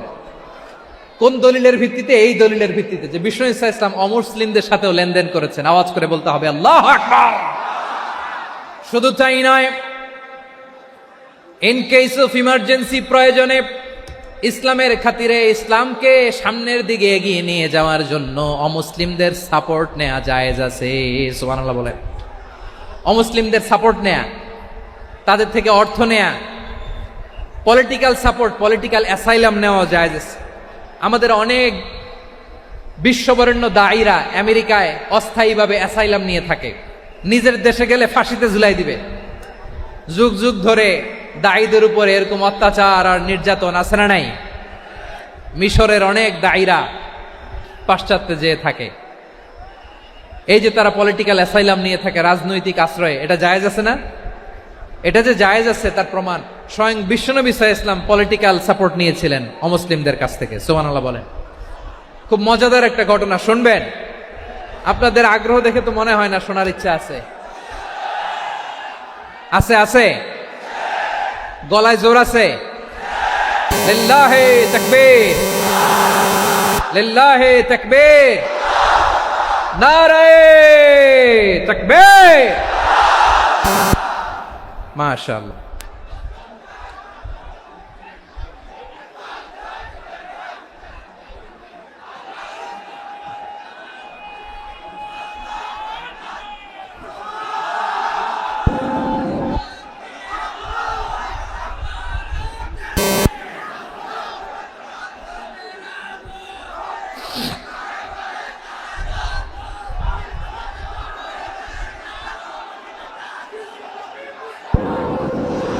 মাশাআল্লাহ মাশাআল্লাহ। থামুন থামুন আমার ভাইরা, বিশ্বনবীর বয়স তখন প্রায় 51 বছর। কত বছর? বিশ্বনবীর সবচেয়ে কাছের মানুষ খাদিজা রাদিয়াল্লাহু তাআলা আনহা ইন্তেকাল করেছেন। বিশ্বনবী বড্ড কষ্ট পেলেন, হৃদয়টা ভেঙে খান খান। যিনি ঘরের ভেতরে বিশ্বনবীকে সান্ত্বনা দিতেন, ভালোবাসা দিতেন, বাইরে গেলে কুরাইশরা বকাঝকা করে, অত্যাচার করে, কিন্তু আম্মাজান খাদিজা রাদিয়াল্লাহু তাআলা আনহা ঘরটারে এমন শান্তির নীর বানায় রেখেছেন, এই ঘরের ভিতরে ঢুকলে বিশ্বনবীর কলিজাটা ঠান্ডা হয়ে যেত। এজন্য রব্বুল আলামিন বলেন, খাদিজা, ও আমার বান্দি খাদিজা, জান্নাতে এমন স্পেশাল একটা ঘর আমি তোমার জন্য রেডি করে রেখেছি। ওই ঘরের মধ্যে কোনো আওয়াজ নাই, ওই ঘরের মধ্যে কোনো নয়েজ নাই, ওই ঘরে কোনো বিশৃঙ্খলা নাই। কারণ মক্কার জমিনে আমার নবী কুরাইশদের বিশৃঙ্খলা, নয়েজ আর ঝামেলাগুলোকে উপেক্ষা করে যখন তোমার ঘরের ভিতরে ঢুকতো, ঘরটারে তুমি শান্তির নীর, ঠান্ডা, নীরব, নিস্তব্ধ, নিঝুম আর শান্তির নীর বানিয়ে রেখেছো। এজন্য জান্নাতে স্পেশাল একটা শান্তির নীর আমি তোমারে উপহার দেব। ওই প্রিয়তমা স্ত্রী খাদিজা ইন্তেকাল করলেন, বিশ্বনবীর হৃদয় ভেঙে খান খান। আবার ওনার চাচা আবু তালেব ইন্তেকাল করলেন, যিনি পলিটিক্যাল শেল্টার দিতেন নবীকে। কে দিতেন? আবু তালেবের ভয়ে, বিশ্বনবীর এই চাচার ভয়ে কোনো মুশরিক নবীর গায়ে হাত দেওয়ার সাহস পায় নাই। এখন স্ত্রীও নাই, চাচাও নাই, নবীকে আশ্রয় দেওয়ার কেউ নাই। নবীর চারদিকে অন্ধকার, নবী এখন কই যাবেন? আমার পেয়ারা নবী নতুন স্টেশন খুঁজতেছেন, নতুন দাওয়াতি প্ল্যাটফর্ম খুঁজতেছেন। তিনি যায়েদ বিন হারেসা রাদিয়াল্লাহু তাআলা আনহুকে নিয়ে মক্কার পাশের একটা নেইবরিং সিটি তায়েফে চলে গেলেন। কোথায় চলে গেলেন? লালমনিরহাটের ভাইয়ের আওয়াজ করে বলেন, কোথায় গেলেন? তায়েফে চলে গেলেন দিনের দাওয়াত দেওয়ার জন্য। কি দেওয়ার জন্য? নাকি জমি কিনতে গেছিলেন? জমি কিনতে, দুনিয়ার যশ খ্যাতির জন্য, নিজের কোনো লাভের জন্য? তায়েফবাসীদেরকে জাহান্নামের আগুন থেকে বাঁচানোর জন্য। আওয়াজ করে বলতে হবে, ঠিক কিনা? বিশ্বনবী বিশাল মরুপথ, পাহাড়ি পথ পাড়ি দিয়ে তায়েফের মরুজমিনে গেলেন কোরআনের দাওয়াত নিয়ে, ইমানের দাওয়াত নিয়ে। কিন্তু তায়েফের লোকেরা বিশ্বনবীর দাওয়াতকে শুধু প্রত্যাখ্যান করেই থামে নাই, তারা বিশ্বনবীর সাথে অত্যন্ত খারাপ আচরণ করেছে। বিশ্বনবীকে শারীরিকভাবে হেনস্থা করেছে, আমার নবীকে শারীরিকভাবে অত্যাচার করেছে, আমার পেয়ারা নবীর গায়ে পাথর মেরেছে, বিশ্বনবীর গা বেয়ে ঝরঝর করে রক্ত ঝরেছে, নবী জামিনের মধ্যে লুটিয়ে পড়েছেন, আবার মেরেছে, আবার নবী হাঁটতে শুরু করলেন, পেছন থেকে আবার মেরেছে, আবার নবী রক্তাক্ত হয়ে জামিনের মধ্যে লুটিয়ে পড়লেন, আবার মেরেছে। বিশ্বনবীর মতো এত সুশ্রী মানব, বিশ্বনবীর মতো এত শুভ্র মানব, বিশ্বনবীর মতো এমন চমৎকার দেহাবয়ব দিয়ে রব্বুল আলামিন কাউকে বানান নাই।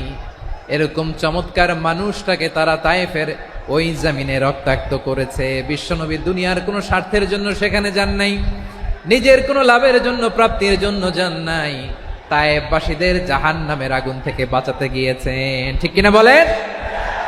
খেয়ে না খেয়ে দিন প্রচারের কাজে নিজেকে দিয়েছ বিলিয়ে, তায়েফের কাফিরেরা চিনল না সে আলো, দুষ্ট ছেলেদের পিছু দিল লেলিয়ে, পাথরের আঘাতে ক্ষত বিক্ষত হয়ে সারা শরীর থেকে রক্ত ঝরে, হে রাসূল তোমাকে ভুলি আমি কেমন করে, হে রাসূল তোমাকে ভুলি আমি কেমন করে। পারেন না আপনারা?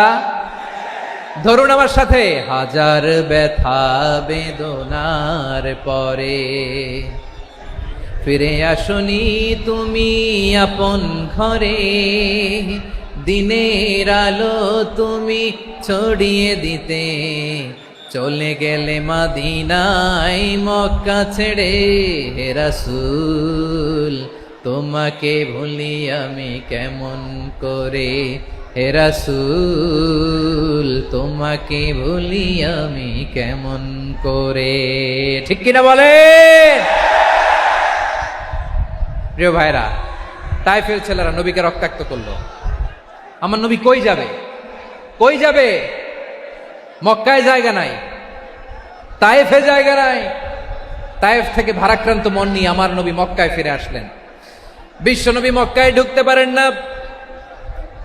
মক্কার মরুভূমির দিকে তাকিয়ে, উপত্যকার দিকে তাকিয়ে বিশ্বনবী ধা ধা করে কাঁদেন, ঝরঝর করে। নবীর চেহারা মোবারক থেকে চোখের পানিগুলো বেয়ে বেয়ে পড়ে। আমার জন্মস্থান, আমার শৈশব, কৈশোর, যৌবন কেটেছে এই মক্কায়, আমার এলাকায় আমি ঢুকতে পারি না। বিশ্বনবী মক্কার অনতি দূরে দাঁড়িয়ে জায়েদকে পাঠালেন, জায়েদ যাও দেখো কেউ আমাকে সাপোর্ট করার মতো আছে কিনা, যাও অমুকের কাছে যাও। সাইয়েদনা জায়েদ গেলেন, তারাও প্রত্যাখ্যান করে ফিরিয়ে দেয়। বিশ্বনবী বললেন যাও অমুক লোকের কাছে যাও, তিনিও প্রত্যাখ্যান করে ফিরিয়ে দিলেন। কেউ বিশ্বনবীকে আশ্রয় দিতে রাজি হয় না। নিজ জন্মভূমিতে বিতাড়িত বিশ্বনবী, সর্বশেষ বিশ্বনবী বললেন যাও মুতঈম ইবনে আদির ঘরে যাও। মুতঈম ইবনে আদি মুশরিক, তার কাছে যাও। গেলেন, মুতঈম ইবনে আদি রাজি হয়ে গেল। সুবহানাল্লাহ বলেন। দেখেন, অনেক বিপদের সময়ও আমি নিজে সাক্ষী, সামাজিকভাবে রাজনৈতিকভাবে কত ঝঞ্ঝা, কত ষড়যন্ত্র, কত কনস্পাইরেসি পাড়ি দিয়ে আমাদেরকে সামনে এগিয়ে যেতে হয়। এই শত্রুদের ভেতরেও একজনকে দাঁড় করিয়ে দেয় যে আল্লাহর কোরআনের জন্য রেডি হয়ে যায়। পড়েন সুবহানাল্লাহ। মুতঈম ইবনে আদি, আল্লাহ তার মনকে নরম করে দিলেন। মুতঈম বলে, মুহাম্মদ আমি তোমাকে আশ্রয় দিব। তার দুই ছেলেকে পাঠালেন, যাও খোলা তলোয়ার নিয়ে, স্কট দিয়ে, গার্ড অফ অনার দিয়ে মোহাম্মদকে মক্কায় ঢুকাও, আর বলো আমি আমান দেব। আমান কি দিব? আমান মানে সিকিউরিটি, নিরাপত্তা। সিকিউরিটি ছাড়া, আমান দেওয়া ছাড়া কেউ থাকতে পারতো না মক্কায়। দুই ছেলে বিষ্ণু ইসা ইসলামকে নিয়ে আসলো। নবী কাবার চারদিকে তাওয়াফ করলেন, নামাজ পড়লেন। আবু জাহেল, উতবা, শাইবা, ওয়ালিদ ইবনে মুগীরা সবাই দেখে, কেউ কিছু করতে পারে না। কারণ মুতঈম ইবনে আদি ঘোষণা দিয়েছেন, আমি মোহাম্মদকে আমান দিয়েছি, মোহাম্মদের গায়ে যেন কেউ স্পর্শ না করে। আওয়াজ করে পড়েন সুবহানাল্লাহ। নবীর এই বিপদকালে মুহূর্তে মুতঈমের হৃদয়টারে নরম করে দিল কে? আচ্ছা, লালমনিরহাটের ভাইয়েরা বলেন, এই মুতঈম কি মুসলিম ছিল না মুশরিক? সবাই বলতে হবে মুসলিম না মুশরিক?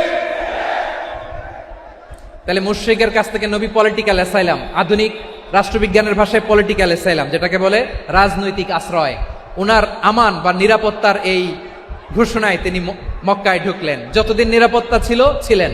মুতঈম যখন মারা গেল, বিষ্ণু ইসলাম হিজরত করে মদিনায় চলে গেলেন। সুবহানাল্লাহ।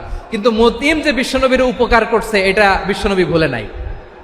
আমাদের অনেকে আছে, উপকার করার পরে আর খেয়াল থাকে না, খাওয়ার পরে গলা দিয়ে নামলে আর খেয়াল থাকে না।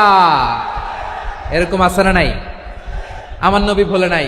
বদরের প্রান্তরে 70 জন কাফেরকে যখন বন্দী করে বিশ্বনবীর সামনে হাঁটু গেড়ে দাঁড় করানো হলো, বসানো হলো, 70 জন কাফের। কয়জন? বিশ্বনবী তাদের দিকে তাকিয়ে বললেন, সহিহ বুখারীর বর্ণনা, লাউ কানাল মুতঈম ইবনে আদি হাইয়ান সুম্মা কাল্লামানি হাউলাই নাতনা লা তারাকতুহুম লাহু। বদরের প্রান্তরে 70 জন বন্দী কাফিরের দিকে তাকিয়ে আমার নবী বললেন, আজকে মুতঈম ইবনে আদি যদি বেঁচে থাকতো আর তোমাদের 70 জনের ব্যাপারে যদি মুতঈম এক বাক্যে একটা সুপারিশ করত, তার সম্মানে আজকে তোদের সবাইরে আমি মাফ করে দিতাম। সুবহানাল্লাহ নাই?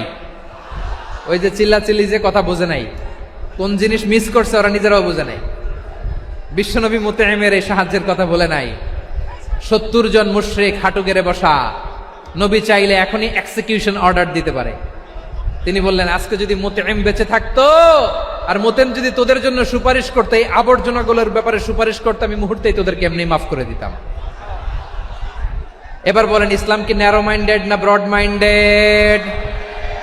শুধু তাই নয়, যাকে যে সম্মান দেয়ার আমার নবী দিতেন, হোক আস্তিক হোক নাস্তিক, হোক মুসলিম হোক অমুসলিম। বিষ্ণু ইসলাম যখন রোমান সম্রাটের কাছে চিঠি লিখেছেন, আমার প্রিয় লালমনিরহাটের ভাইয়েরা, অল্প কয়েক মিনিট কয়েকটা জরুরি কথা বলবো, এদিকে তাকান, এদিকে তাকান। রোমান সম্রাটের কাছে বিশ্বনবী যখন চিঠি লিখলেন মিন মুহাম্মদ রাসূলিল্লাহ ইলা হিরাকলা আযীমির রোম, মুহাম্মদের পক্ষ থেকে হিরাক্লিয়াসের কাছে, যিনি হচ্ছেন আযীমির রোম। এটা নবী নিজ থেকে বানায় লিখছেন, অতিরিক্ত সম্মান দিয়ে। কোন রাষ্ট্রপ্রধান যখন আসে তাদেরকে আমরা কি বলি জানেন? তার নামের শেষে HE এটা লিখতে হয়, H.E. মানে হিজ এক্সেলেন্সি। কি লেখে? হিজ এক্সেলেন্সি, অথবা ইউর হাইনেস, ইউর ম্যাজেস্টি। দেখেন, বিশ্বনবী সাল্লাল্লাহু আলাইহি ওয়াসাল্লাম সব নবীদেরও নবী, তিনি একজন মুশরিক খ্রিস্টান সম্রাট রোমান সম্রাটের কাছে চিঠি লিখতে যায়, লিখতেছে ইলা হিরাকলা আযীমির রোম, হিরাক্লিয়াসের কাছে আমার চিঠি, যিনি রোমের আযীম, হিজ হাইনেস, মানে রোমের অনেক সম্মানিত এক বাহাদুর। আওয়াজ করে বলেন সুবহানাল্লাহ। তার মানে যাকে যে সম্মান দেয়ার, এটা বিশ্বনবী দিতেন। এমনকি যেই ইহুদিরা ভালো ছিল, এই ইহুদিদেরও প্রশংসা করেছেন বিশ্বনবী মুহাম্মদুর রাসূলুল্লাহ সাল্লাল্লাহু আলাইহি ওয়াসাল্লাম। এক ইহুদির প্রশংসা করেছেন বিশ্বনবী। ইহুদির কার? আমি তো আমার ভাইয়ের প্রশংসা করি না, আমি তো এক আলেম আরেক আলেমরে স্পেস দেই না, আমি তো এক দায়ী আরেক দায়ীর সাথে বসতে চাই না। আমার নবী ইহুদির প্রশংসা করে। কার প্রশংসা? ওই ইহুদির নাম ছিল মুখাইরেক। সিরাত গ্রন্থ ঘাটলে পাবেন। তিনি বলেছেন মুখাইরেক খাইরু ইয়াহুদ, Mukhayriq is the best of the Jews. জুইশদের মধ্যে সে সবচেয়ে ভালো। কেন প্রশংসা করলেন তার? এর কারণ মদিনা চার্টারে কথা ছিল সব ধর্মের মুসলিম, মুশরিক, ইহুদিরা মিলে মদিনাকে রক্ষা করবে। কিন্তু তৃতীয় হিজরিতে যখন উহুদের যুদ্ধ শুরু হলো, সবার কথা ছিল যেই আক্রমণ করে আমরা মদিনাকে বাঁচাবো। কোন শহরকে বাঁচাবো? মদিনাকে। কিন্তু কুরাইশরা যখন অ্যাটাক করলো, ইহুদিরা আর আসে না, ইহুদিরা আর বেরোয় না। বিষ্ণু বললেন, ওহে ইহুদিরা, তোমরা না চুক্তি করলে আমার সাথে যে মদিনা বাঁচাতে সবাই ঝাঁপিয়ে পড়বো, আসো। একটা ইহুদিও বেরোয় না, কেউ আসে নাই সেদিন, একজন ছাড়া। তার নাম মুখাইরেক। তার নাম কি? মুখাইরেক বাহাদুরের মতো ঘোড়সাওয়ার হয়ে বেরিয়ে গেলেন এবং বললেন, গোটা ইহুদি সাম্রাজ্যের একজনও যদি না আসে, আমি মুখাইরেককে কেউ ঘরে আটকে রাখতে পারবে না। বেরিয়ে আসলেন, এসে বললেন, আমি মুহাম্মদের পক্ষে যুদ্ধ করব। আমি মারা গেলে আমার সম্পদ আমার উত্তরাধিকারীরা পাবে না, আমার সম্পদ তোমরা মুহাম্মদকে দিয়ে দিবা। সুবহানাল্লাহ বলেন। উহুদের ময়দানে 70 জন মুসলমান শহীদ হলো। এই ইহুদি, সেও মুসলমানের পক্ষে যুদ্ধ করে নিহত হলো। সুবহানাল্লাহ বলেন। মুসলিমদের লাশ যখন নিয়ে আসা হলো, এই মুখাইরিকের লাশও নিয়ে আসা হলো। মুসলিমদের লাশের পাশে মুখাইরিকের লাশ দেখে বিশ্বনবী মুখাইরিকের প্রতি অনেক খুশি হলেন।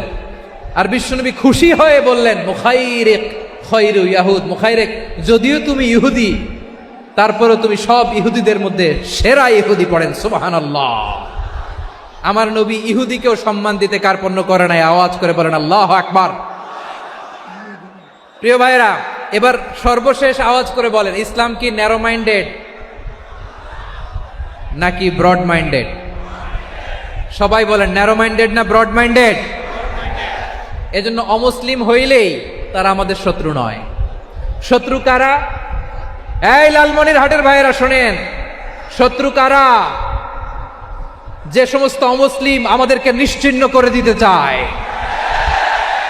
যে সমস্ত অমুসলিম আমাদের ভূখণ্ড থেকে আমাদেরকে তাড়িয়ে দিতে চায়, যে সমস্ত অমুসলিম আমার ধর্ম নিয়ে তুচ্ছতাচ্ছিল্য করে চিল্লায় বলেন ঠিক কিনা, তারা আমাদের শত্রু। সাধারণ অমুসলিমরা আমার শত্রু নয়। এই যে হিন্দুরা থাকে, এরা আমার ভাই, বৌদ্ধরা আমার ভাই, খ্রিস্টানরা আমার ভাই, ইহুদিরা আমার ভাই। তারা দিনই ভাই নয়, তারা মায়ের পেটের ভাই নয়, তারা মানবিক দিক থেকে ভাই। ও মানুষ, আমিও মানুষ।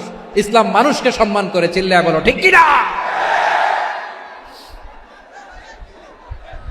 যারা আমাদের অস্তিত্বকে নিশ্চিহ্ন করতে চায়, যারা আমাদের ভূখণ্ডকে দখল করতে চায়, যারা আমাদেরকে নিয়ে মকারি করে, ফান করে, টিটকারি করে, আমার ধর্ম নিয়ে খেলা করে, তাচ্ছিল্য করে, ওদের বিরুদ্ধে আমাদের জিহাদ।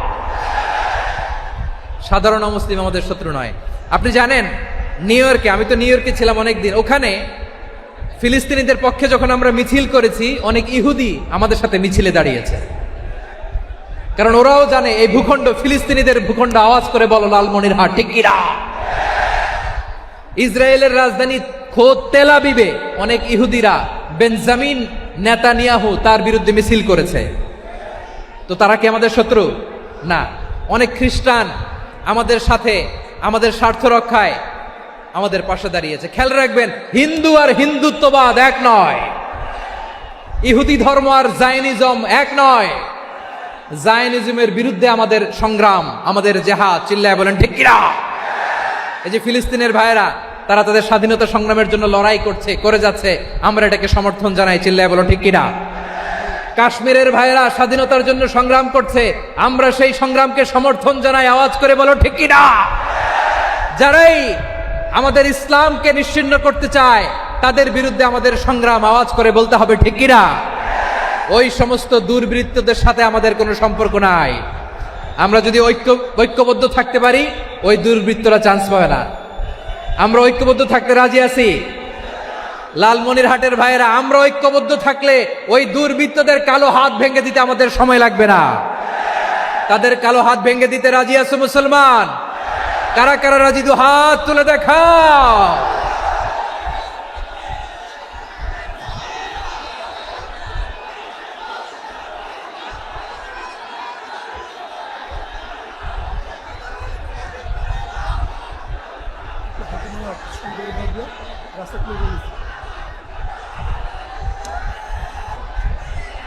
আমার প্রাণ প্রিয় লালমনিরহাটের ভাইয়েরা, শত্রু কাফের আর অশত্রু কাফেরের মধ্যে পার্থক্য আছে না নাই? আবু তালেবও মুশরিক, আবু জাহেলও মুশরিক, কিন্তু দুই মুশরিকে পার্থক্য আছে না নাই? আবু তালেব নবীর চাচা, মুশরিক, মারা গিয়েছে মুশরিক অবস্থায়, কিন্তু আজীবন আমার নবীকে আগলে রেখেছে, আমার নবীকে সাপোর্ট করেছে, ভালোবেসেছে।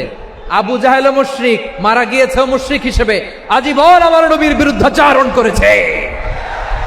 আবু জাহেলের শক্তি, সামর্থ্য, স্ট্র্যাটেজি, প্ল্যান সব আমার নবীর বিরুদ্ধে ছিল। এই আবু জাহেলের কারণে একটা দিন শান্তিতে আমার নবী মক্কায় ঘুমাতে পারে নাই। চিল্লায় বলেন ঠিক কিনা? এজন্য রাব্বুল আলামিন বলেন, লা ইয়ানহাকুমুল্লাহু আনিল্লাযীনা লাম ইউকাতিলুকুম ফিদ-দীনি ওয়া লাম ইখরিজুকুম মিন দিয়ারিকুম আন তাবাররুহুম ওয়া তুকসিতু ইলাইহিম ইন্নাল্লাহা ইউহিব্বুল মুকসিতিন। আল্লাহ বলে, গোলামেরা শোনো শোনো, যে সমস্ত অমুসলিম তোমাদের সাথে ধর্মযুদ্ধে লিপ্ত হয় না, তোমাদের বিরুদ্ধে যে সমস্ত অমুসলিম অস্ত্র ধরে না, যে সমস্ত অমুসলিম তোমাদেরকে তোমাদের জন্মস্থান থেকে, ভূখণ্ড থেকে তাড়িয়ে দেয় না, তাদের সাথে ভালো আচরণ করতে আমি আল্লাহ নিষেধ করি নাই। তাদের সাথে সদাচরণে কোনো নিষেধাজ্ঞা নাই, বরং তাদের সাথে সদাচরণ করো, এটাই আমি আল্লাহ চাই। তাহলে আমার যে অমুসলিমরা আমাদের সাথে শত্রুতা করে না, তুচ্ছতাচ্ছিল্য করে না, আমাদের ভূমি থেকে আমাদেরকে উচ্ছেদ করতে চায় না, আমাদের বিরুদ্ধে অস্ত্র ধরে না, ওই অমুসলিম ভাইদের সাথে আমাদের কোনো দ্বন্দ্ব আছে? কোনো বিরোধ আছে?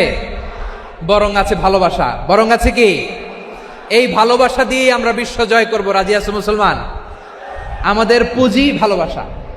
আমাদের পুঁজি কি? এবার আওয়াজ করে বলেন, আমার এই পুরো আলোচনা থেকে the religious coexistence, peaceful coexistence, শান্তিপূর্ণ সহাবস্থান, কমিউনাল হারমোনি, এই সাম্প্রদায়িক সম্প্রীতি, এই আলোচনা থেকে কি বুঝলেন? ইসলাম কি ন্যারো মাইন্ডেড না ব্রড মাইন্ডেড? এই ব্রড মাইন্ডেড হৃদয় নিয়ে, ভালোবাসা দিয়ে আমরা বিশ্ব জয় করতে চাই। রাজি আছেন? আল্লাহ কবুল করুক। আমরা সবাই পড়ি আমিন। লালমনিরহাটের জেলা স্টেডিয়ামে আমার প্রিয় মায়েরা, বোনেরা, আপনাদের জন্য একটা হাদিস বলে শেষ করব। বিশ্বনবী বলেন, আমার মায়েরা খেয়াল করে শুনুন, বিশ্বনবী আপনাদের উদ্দেশ্য করে বলেন, আল মারআতু ইযা সাল্লাত খামসাহা ওয়া সামাত শাহরাহা হাফিজাত ফুরুজাহা আতাআত বা'লাহা ফালতাদখুল মিন আইয়ি আবওয়াবিল জান্নাতি শাআত। বিশ্বনবী বলেন, ও রমণীরা, ও নারীরা, যে সমস্ত নারী এই 4টা কাজ করবে, এই 4টা কাজের গ্যারান্টি দিবে, তাদেরকে জান্নাতের 8টা দরজার গ্যারান্টি দেয়া হবে। কি 4টা কাজ? 1 নম্বর, আল মারআতু ইযা সাল্লাত খামসাহা, যে নারী 5 ওয়াক্ত নামাজ পড়ে। কি করে? জেলা স্টেডিয়ামে অবস্থানরত আমার নারীরা, বোনেরা, বিশ্বনবী আপনাদেরকে 4টা কাজের কথা বলেছেন, খুব বেশি না। 4টা করলে 8 জান্নাতের দরজা সব খোলা। কোনটা দিয়ে যাবেন? যেটা দিয়ে মনে চায়। 1 নাম্বার 5 ওয়াক্ত নামাজ। আমার বোনেরা জোহরের নামাজ পড়তে পড়তে এটা আসরে নিয়ে যায়, আসর পড়তে পড়তে এটা মাগরিবে নিয়ে যায়। এরকম আসরা নাই? লালমনিরহাটে হয়তো নাই। আমার বোনেরা এটা করবেন না। ইন্নাস সালাতা কানাত আলাল মুমিনিনা কিতাবাম মাওকুতা, সময় মতো পড়বেন। সামাত শাহরা, রমাদানের রোজাগুলো রাখবেন। হাফিজাত ফুরুজাহা, যে নারী তার চরিত্রকে হেফাজত করে, তার প্রাইভেট হেফাজত করে, তার লজ্জাস্থান হেফাজত করে। ও মায়েরা, আপনার এই গর্ভ যে কত দামি আপনি জানেন না। আপনার এই গর্ভ থেকে জন্মাবে আগামীর সালাহুদ্দিন আল আইয়ুবী। আপনার গর্ভ থেকেই জন্মাবে ইমাম আল মাহদি আল মুনতাদার। আপনার পেট থেকে জন্মাবে আবু সাইদের মতো বীর সৈনিক। আপনার পেট থেকে জন্মাবে মুগ্ধের মতো বীর মুজাহিদ। আপনি জানেন না কে আসবে আপনার পেট থেকে। সময়টাকে কাজে লাগান, ইসলামকে বুঝেন, মানেন, আমাদের ইসলামিক লেকচারগুলো শোনেন। আমরা যে বার্তাগুলো, ইনস্ট্রাকশনগুলো, দিক নির্দেশনাগুলো আপনাদের খেদমতে রাখি, এগুলো মেনে চলুন। আপনিই পারেন আপনার ঘরটাকে জান্নাতের টুকরা বানাতে। একটা family, it's a very big institution and you are the MD, the managing director of this institution. চিল্লায় বলেন ঠিক কিনা? চাইলেই পারেন ঘরটারে জান্নাতের টুকরা বানাতে। 5 ওয়াক্ত সালাত, রমাদানের রোজা, নিজের চরিত্রের হেফাজত, ও আতাআত বালাহা, স্বামীর আনুগত্য। এটাতে অনেকে ভুল করে থাকে। হায় রে আমার বোনেরা, স্বামীর আনুগত্যকে এটা নিজের অপমান মনে করবেন না। আপনার স্বামী আপনার সবচেয়ে বড় গার্ডিয়ান, তিনি আপনার সবচেয়ে ভালো চায়। নারী কখনো গার্ডিয়ানশিপের বাইরে থাকতে পারে না। হয় আপনি বাবার গার্ডিয়ানশিপের ভেতরে, বাপ না থাকলে ভাই আপনার গার্ডিয়ান, ভাই না থাকলে চাচা গার্ডিয়ান, বিয়ের পরে আপনার স্বামী আপনার গার্ডিয়ান। শরিয়া সম্মত স্বামীর আদেশগুলো আপনি মেনে চলবেন, কিন্তু শরিয়া বিরুদ্ধ কোনো আদেশ মানতে আপনি বাধ্য নয়। আওয়াজ করে বলুন সবাই ঠিক কিনা? এই 4টা কাজ যদি কোনো নারী করে, বিশ্বনবী বলেন জান্নাতের 8টা দরজা খোলা। তোমার যেটা দিয়ে মনে চায় সেটা দিয়ে জান্নাতে তুমি এন্ট্রি নিতে পারবা। আমরা এখানে লালমনিরহাটের সোহরাওয়ার্দী ময়দানে আজকে যেমন একত্রিত হতে পারলাম, আল্লাহর জান্নাতেও যেন একত্রিত হতে পারে। আল্লাহ তুমি তৌফিক দান করো।